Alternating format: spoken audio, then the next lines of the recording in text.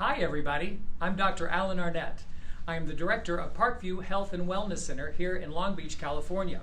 If you joined us last week, you'll notice that we started an overview of cleansing and detoxification, and I came up with several subheadings that fell under that topic. If you missed that, that is posted on our Facebook page, so please go check that out. Today we're going to dive into a very specific topic called whole food nutrition. Whole food nutrition is the #1 way to cleanse. It is the best way to nourish the body, and it is always the starting point whenever we want to discuss anything regarding cleansing or detoxification. So I've made a few PowerPoint slides for us to take a look at today.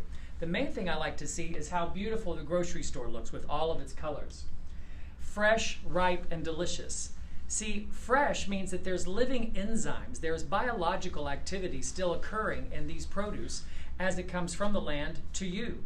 When we stop that biological activity through highly processing the food, then what happens is we don't get as much of that benefit from us. We might get some of the vitamins or minerals, but we don't get the living part, such as the enzymes or if there's any naturally occurring probiotics upon that. Concentrated. This is one of the things we may not remember, but when you eat an apple, that has concentrated nutrients for you. When you eat a sweet potato, when you eat a piece of chicken, those nutrients are concentrated. When you think about how much it would take for you to go and manufacture that, it would be almost impossible. So these foods have evolved along with our evolution, and we have found which foods serve us best. And through particular selection over the millennia and thousands of years that we have been looking and eating at food, we have arrived at a selection of foods that tend to nourish us. In their natural state, they work best. Come with me over here. One of the things that's important about the concentration of nutrients is this idea called epigenetics. We've all heard of genetics, and we know that genes are the things that turn on or off inside the systems of our body. But through the advancement in research and the advancement in understanding, we have found scientifically things that the naturalists have been saying forever. And that is, it's what you eat. It's where you live. It's when do you sleep and how much sleep do you get and how do you exercise and how do you age. These factors actually determine how the genes get turned on and off. This subject is called epigenetics. And what this is finding is that when we choose to get our vitamin C from an orange rather than from a pill, there is an epigenetic quality to it that seems to bring out a more potent response than if we just took the pill alone. I sell supplements, and supplements are necessary. They're part of our lives. They're a great tool. I even take vitamin C in a capsule at times. But I still every day try to seek to find my vitamins and my nutrients in the foods that I eat, and also where I live. What does that mean, where I live? Well, you can't change where you live, but what you can do is make your home, your environment, including your relationships, as optimal as possible, regardless of where you live in the country. When you sleep, this isn't referring to just simply do you sleep in the day or the night. I have some night workers who work during the day. It means, are you sleeping enough? Are you resting enough? These actually impact your genes to help turn on or off disease molecules, disease processes. How you exercise. Do you over-push or do you under-push? There's been great research to say that it's easy to exercise too much and actually break down your tissue, and in part it starts to turn on genes that make us age early.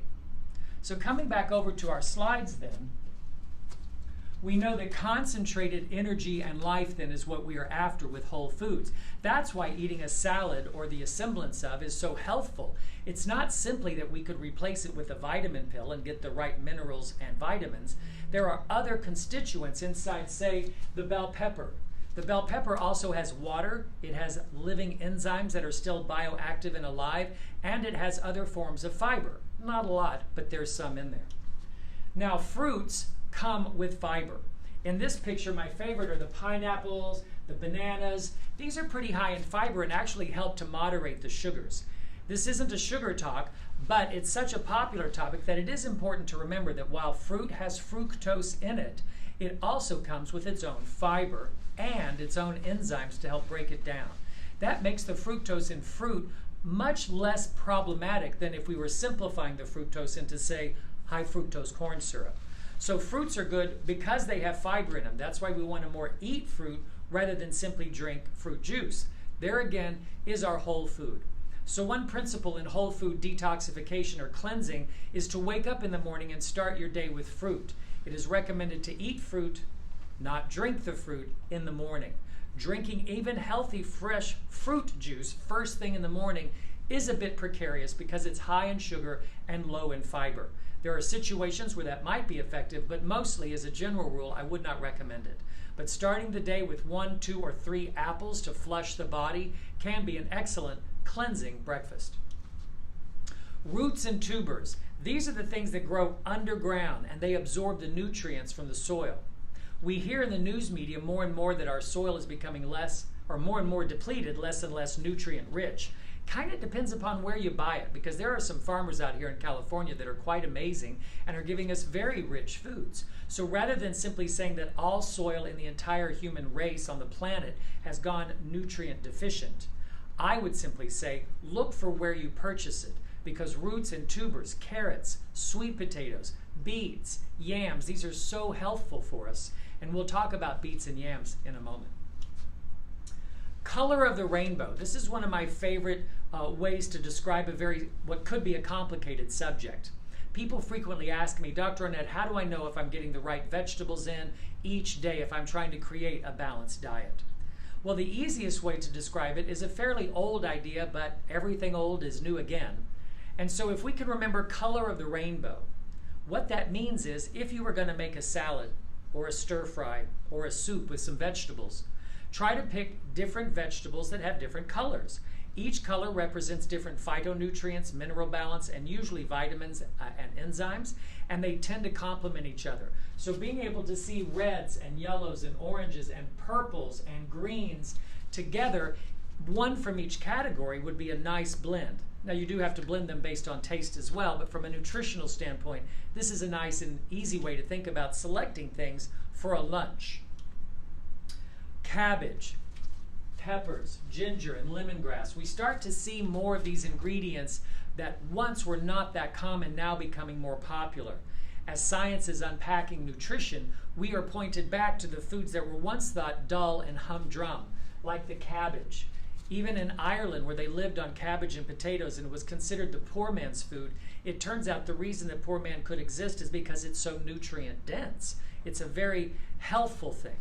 Now, as a side note, everything has a front and a back door. There are people who can't take cruciferous vegetables and therefore can't do cabbage, and that would be the same truth for anything that is said.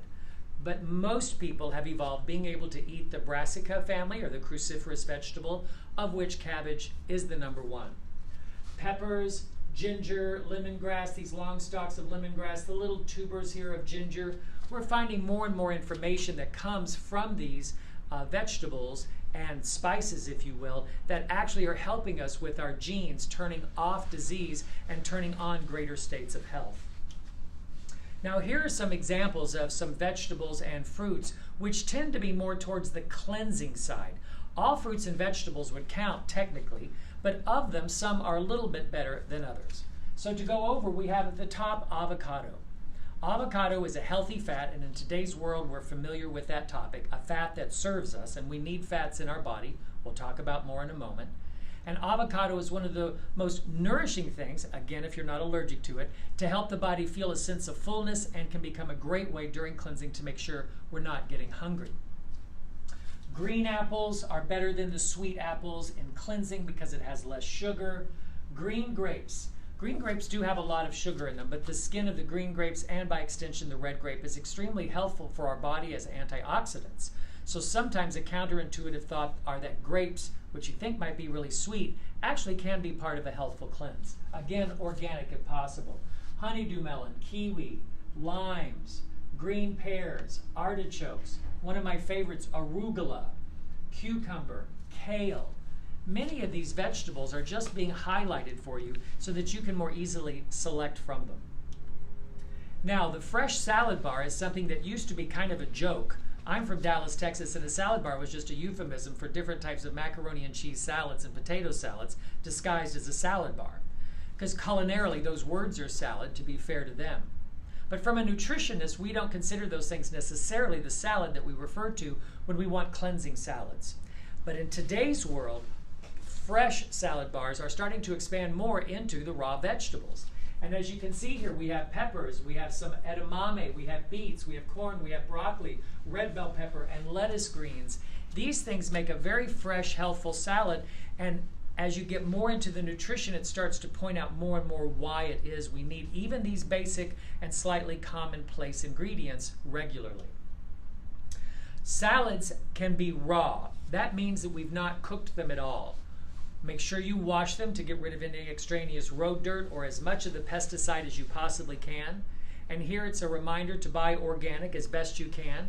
The word politically is getting all smeared, and they're now taking organically grown vegetables and spraying pesticides at the very end on them. So tricks are starting to happen for us. We do have to keep a watchful eye on that.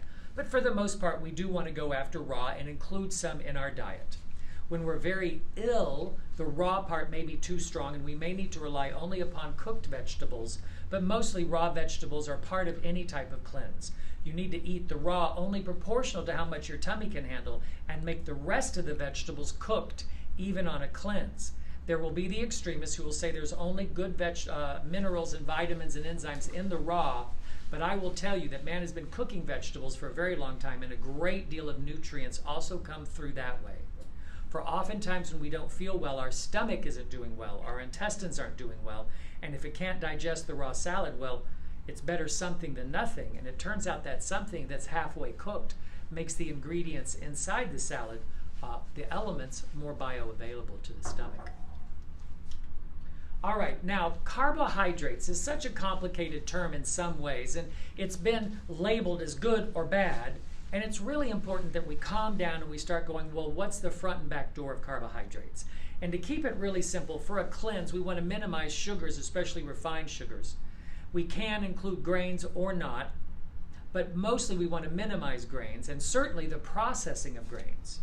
So one of the best ways to get your carbohydrates during a cleanse is through what I call vegetable carbohydrates, or veggie carbs. These become an important category of your vegetable kingdom.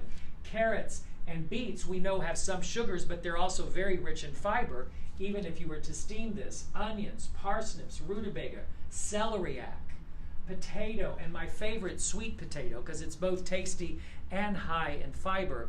These become the #1 way to get your carbohydrate in you that serves you. And as a nutritional statement, none of these have fructose in them. Fructose comes from fruit, not from our vegetables. So veggie carbs also include butternut squash and sweet potatoes. These become more available during the fall, as the fall season wants us to eat those. That's when they're more available. But with modern technology, we can get them anytime throughout the year. These make great soups in the evening, or you could just simply bake one, pour a little bit of some olive oil on top, a little smidge of some Himalayan or Celtic salt, and a nice salad, and you have yourself a whole food, easy meal that's very nourishing, very tasty, and would ultimately be cleansing as well. Now, we move into the category of proteins. Your body is made up in part of protein, and it needs proteins every day. We have different sources of proteins, but even during a cleanse, protein is important. We do not go off our proteins. Protein by structure, when we look at it molecularly, it looks like somebody who just got a perm at a hair salon. But really what I wanted to show you here is that as these are tightly curled, this is indicating that these are in their natural state. The process of enzymatic action or cooking begins to denaturate the proteins, and that's called uncurling them. And to some extent, that's necessary for us to be able to absorb different types of proteins and protein structures. So we have a wide variety of proteins to choose from, and it's important to not feel obligated to be a vegetarian, or if you're a vegetarian, to eat meats. There's only one thing that a vegetarian needs to eat from the animal category as far as I'm concerned as a nutritionist, and that's fish oils. So from the animal protein category, we still go through the same thing like we do with organics. We want to get as pesticide-free, hormone-free, all of those things free from our meats. So that we want the cow or the chicken or the pig or whatever you're eating, the bison, to have been free range, to have been the least caged, to have not been injected with a bunch of things to make them grow, like growth factors. Really pretty much just normal animals living outside, enjoying a nice healthy life, who then, in part of the cycle of life, we actually benefit from their giving themselves for us to eat. And if we respect that cycle and we treat it healthfully, oftentimes that cycle is very serving and can continue for many, many years. Vegetarian proteins are also an option and are becoming increasingly interesting because getting good meats, even if you're into it, are harder and harder and harder. So right now it's still easy to get vegetable proteins. So here are some top 10 sources of vegetable proteins you might not have thought of. Spinach is 49% protein by volume. We don't think of that because we don't eat that much spinach, but really it's high packed in protein. Kale, 45%. Broccoli, 45%. Look at that. Beef is only 25% protein by volume, and we oftentimes think of beef as the commensurate protein. An egg is only 12% by volume protein, and yet cauliflower is 40% protein. So when we think about vegetarians, oftentimes we think, well, where's the protein? Well, it's important that we actually open the book and find out for ourselves. It's right here. It does take a little bit of math. There are some essential amino acids that we do need to get from other sources. There is some complexity to that, not much. But it's important for you to know in our overview today that vegetables can provide enough protein for your day if put together wisely. That's where the color of the rainbow also can help. Now, protein in the vegetable kingdom also can come from legumes, nuts, seeds, and grains to varying degrees. Now, with nuts and seeds, you're going to also get healthy fats, which we talk about next.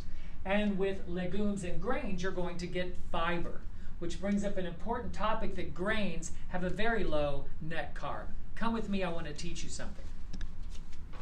As I come to the board here, there's an important little math step called net carbs.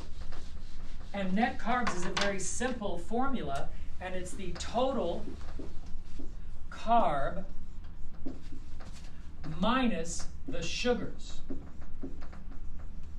equal your net carbs. And that tells you how much sugar is left.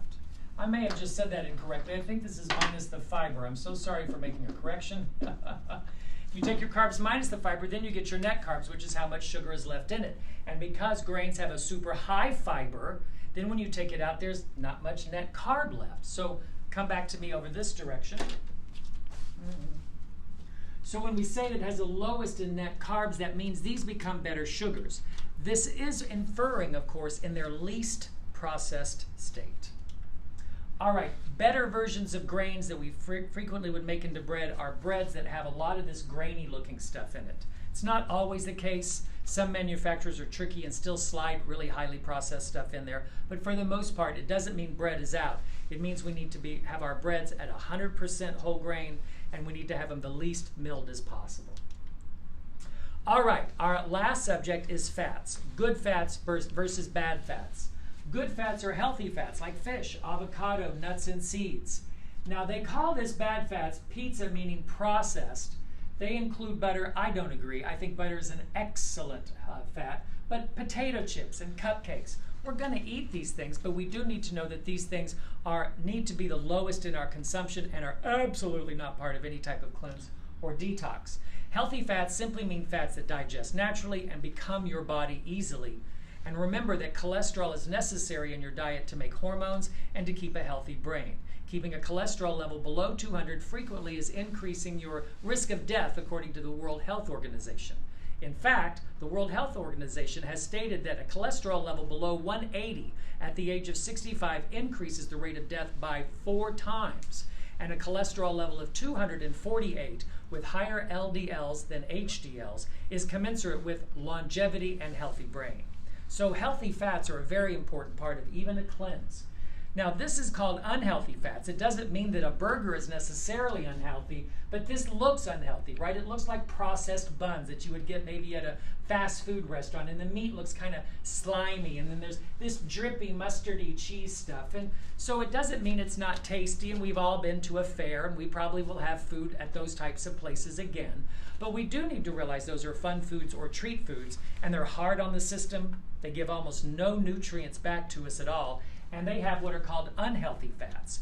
Those are our trans fats. Those are saturated fats are not your bad fats, but you don't need many of them. And oxidized fats.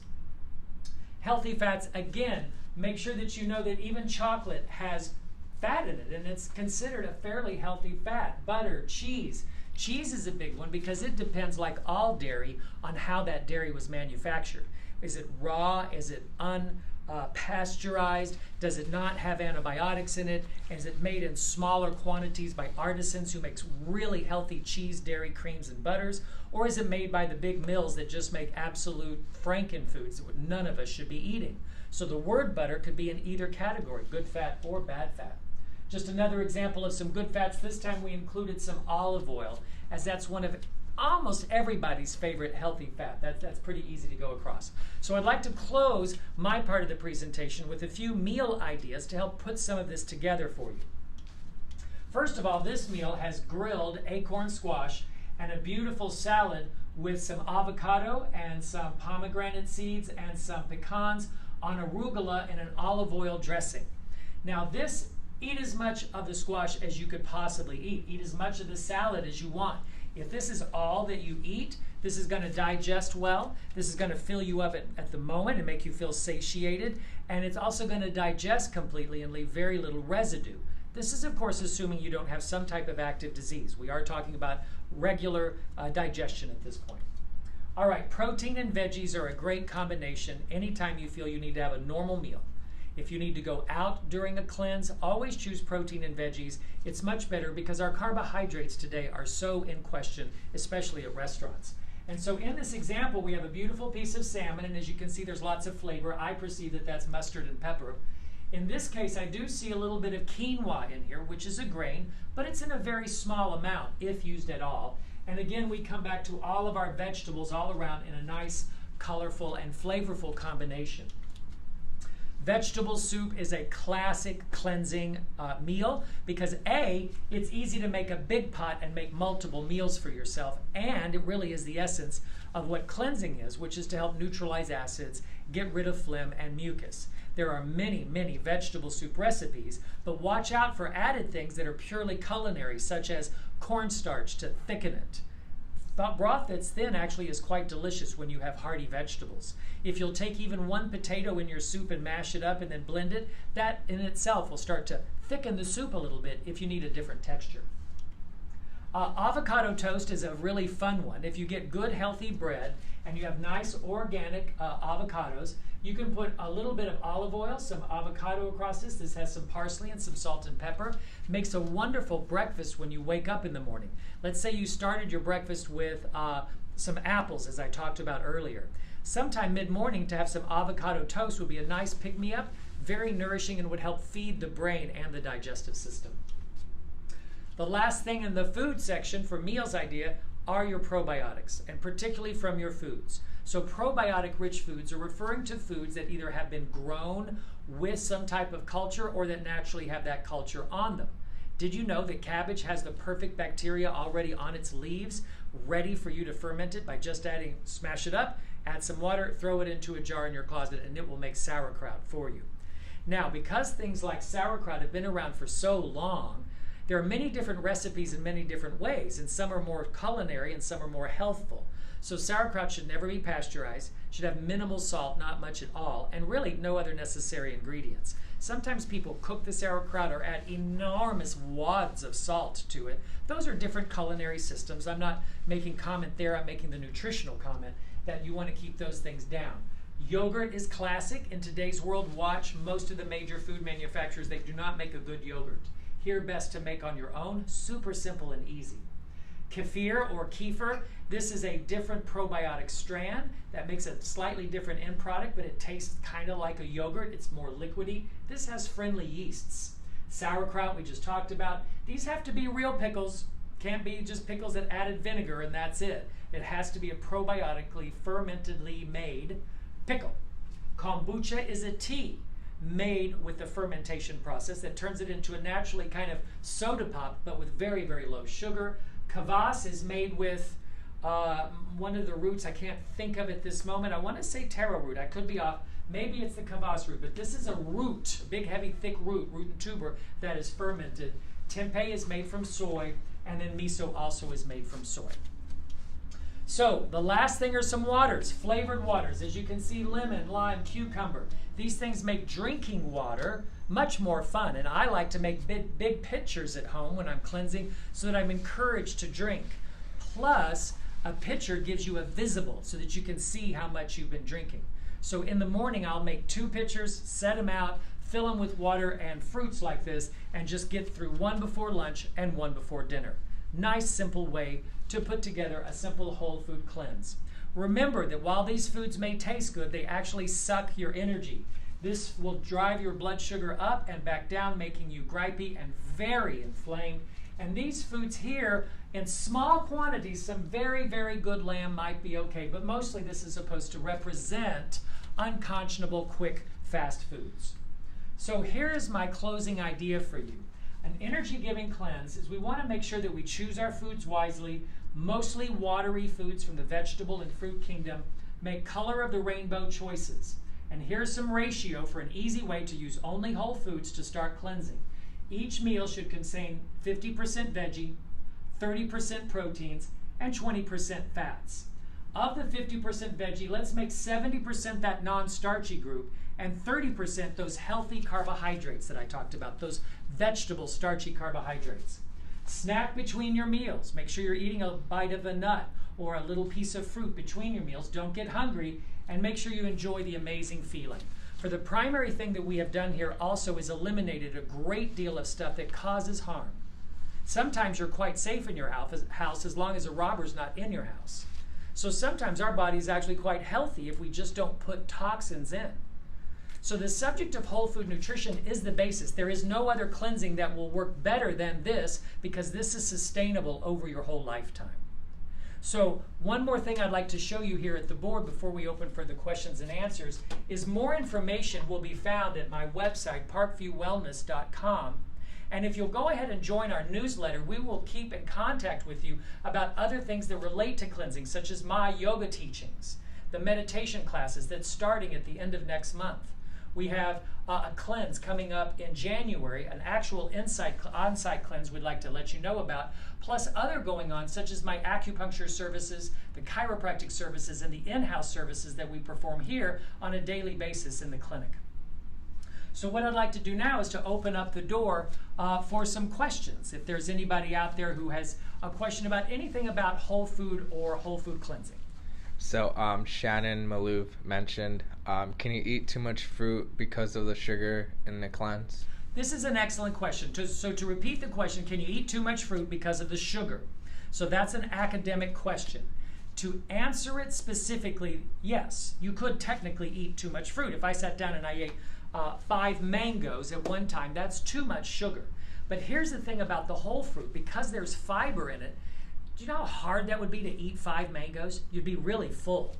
But it would take 5 mangoes to make mango juice. So that's really the way we get too much fruit sugars, even healthful ones, is in the juice form. It doesn't mean not to have fruit juices. It means to keep the juice of the fruit small and mostly from fruits. I like to say if you're going to make a meal of a fruit, you could then have like 3 apples or a half a melon or a big bowl of berries. But outside of that as a meal, mostly you're going to eat 1 piece of fruit or 2 per day max. Excellent question, Shannon. Thank you. So Sherry Wilson mentioned, what is your fructose per day recommendation? All right, there are different recommendations. So what we're referring to here is fructose. Camera, can you follow me over here? So what we're talking about here is sucrose is also what we call table sugar. Table sugar is what you know is the white stuff.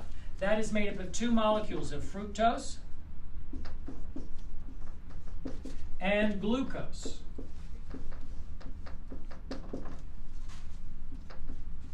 So the question that she was asking is, since we know we want to limit the amount of fructose in our diet, is there an amount that's recommended?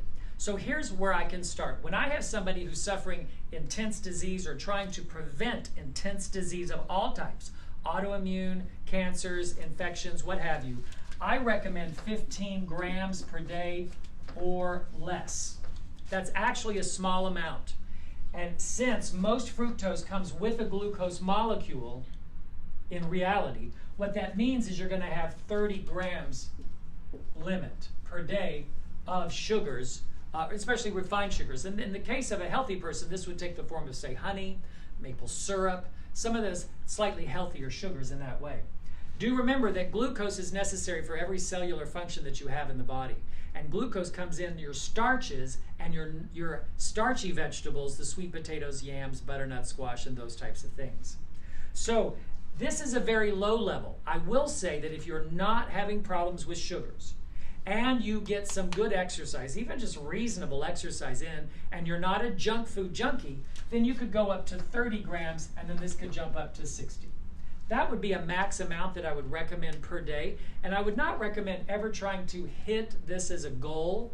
Your body can make glucose out of anything, so we never need to supplement with sugar. This would almost be like the max you would want to go, more so than a goal you would try to hit. Excellent question. Thank you. So another question Shannon asked was, if you're getting your protein from fish, what would be the correct amount per serving per week? All right, so if we are getting our protein from any source, she mentioned from fish, the question is how much protein should we be getting per day? Now, protein requirements do change based upon usage. So as you exercise more, your protein needs will go up a bit. But it turns out that too much protein is much more deadly than people know. Too much protein harms the kidney, makes the body way too acid, and can really trigger a negative result inside of the body. So I like to start with a basic range. So the protein for the day is equal to 50 to 75 grams per day of protein. Did I spell protein wrong? Okay, 50 to 75 grams. That's a good starting point, okay? Some people will say this is too little, but at least it's minimal. And this is for people who don't move a lot. This is actually for most people. Now, once we start getting up above 80, 85 grams, now we're going to have to worry about any type of negative nitrogen balance in the kidneys. Many athletes really think that the higher the protein go, the bigger the muscles they're going to build. And that is less scientifically proven and more colloquially driven in the gym. It turns out that you can only digest so much protein at a time, and you really have only so much need for it. What the real issue is how you balance your energy through your fats and your carbohydrates. Hopefully this will give you a good starting point. During a cleanse, I would definitely try to hit somewhere in the middle. So if it was coming from fish? Oh, if it doesn't matter. If Okay. it was coming from fish, if it was coming from beans, if it's coming from beef, it's coming from a protein supplement. If you decided to use a protein powder and make a smoothie during your cleanse, well, then it's going to be the same number of grams. So what you would do is you'd have to take the ounces of fish you have. Let's say you bought a 5-ounce fish. I'm just going to make that up. You'll go to the internet and you'll go, okay, salmon, 5 ounces. I'm going to guesstimate that you're going to get somewhere between 18 and 22 grams for a 5 to 6 ounce piece of salmon. That's my guess. I could be wrong on this, but I'm not way off because I know this is around the ballpark for a piece of chicken. I know it's around the ballpark for a piece of steak, all right, for 5 to 6 ounces. It turns out that there's a great deal. I think there's like 9 grams of protein per gram of beef. And so what that would mean then, if you're having like 9 times 3 is 27, so a 3-ounce piece of beef is already 27 grams of protein. Whoa. So I was at a restaurant the other day who offered to sell me a 48-ounce piece of steak. That would have shot the kidney over 200 grams of protein in a meal should I have been able to eat that. That would have definitely made any individual quite ill and quite medically ill. As they say in China, you have to eat your way into that kind of illness. So Sherry said, what are your thoughts on dried fruits for snacks? Excellent. Okay, so the question to repeat is dried fruits. What about dried fruits? So what's the difference between a dried fruit and a wet fruit is the dehydration.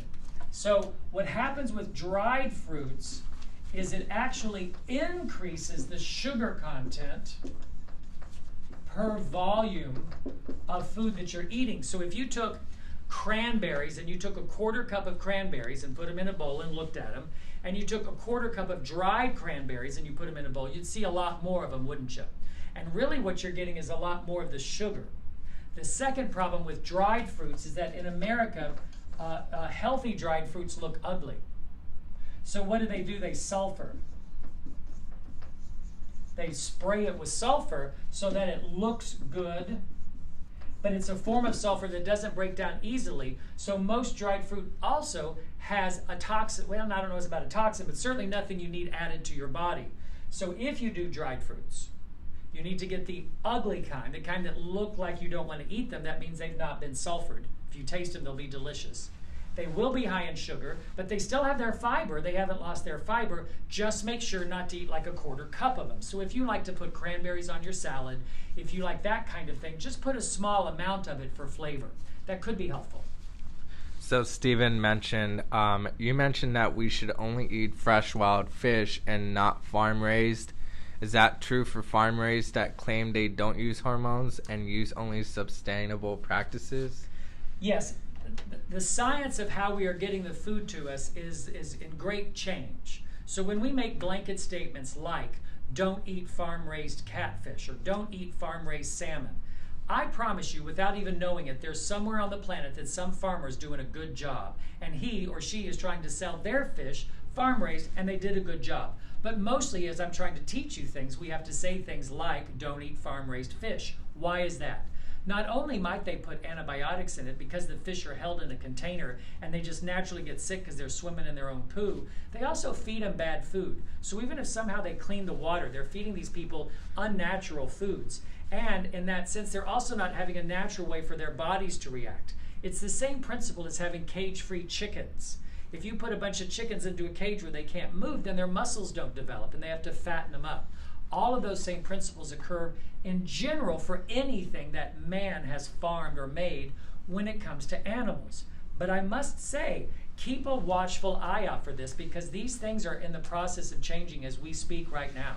I'm telling you, somewhere soon someone's going to come up with a farm-raised something that's the perfect thing. And even right now, when they say wild-caught salmon, somewhere someone's put toxin in those streams up in Alaska. I mean, things are changing around us. So do the best you can. You're going to get some toxicity in you. That's just part of being a human. The reason we like to cleanse is because we know that we get kind of polluted, and if we cleanse regularly, twice a year, then we're just going to make sure this stuff doesn't build up. Any more questions for today? All right, so I'd like to bring this talk to a conclusion by saying this is the first of 2 more talks. Last week was the summary. Today is whole foods. Next week we're going to be discussing juicing, juice fasting, and the week after that we'll be discussing fasting. So we're going to be covering these in general topics. Love to have you join in. Bring all of your questions. These will be posted upon Facebook. And please do remember that what we'd like you to do is to come join us on our website so that we can share all that we're doing with you, because we know if you're paying attention to this, you have interest in other things. And go ahead and make sure that you like us on Facebook, Instagram, and Twitter. And this is our handle, as we might say in the South, for you to find us. If you have any questions, please feel free to call us directly at 562-473-5371. From my heart to yours, may all of your meals be healthy, and may all of your family meetings be as good as they can be.